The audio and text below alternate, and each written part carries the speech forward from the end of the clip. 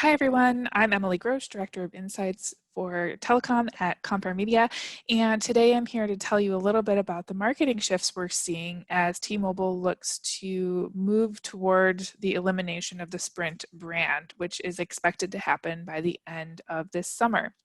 We have started to see some marketing shifts as a result of the merger, although we'd still see some business as usual. If you look at the owned assets, that's where you're really going to see the changes. Go to the Sprint website, you're going to notice magenta seeping into the imagery there. If you go to Sprint social media accounts, particularly if you go to the Sprint business pages, you'll notice that the activity has dropped off. The Sprint consumer pages still pretty active, haven't really seen them slow down their activity yet, but eventually we know those will be directing to T-Mobile pages instead.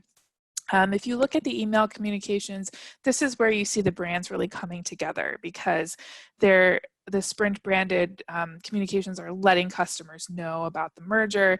Those communications typically bring both the Sprint and T-Mobile brands together very prominently in the imagery.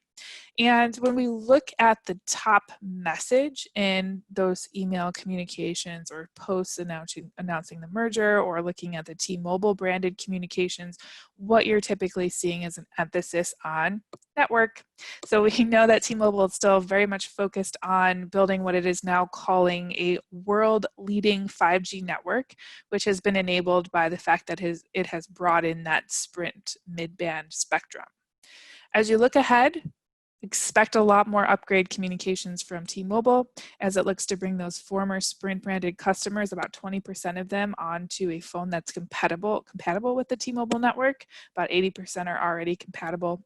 And also as T-Mobile looks to encourage those former Sprint customers to transition over to a T-Mobile plan, which is something they're not forcing customers to do, which means we'll definitely see a lot of upgrade communications encouraging them to do that.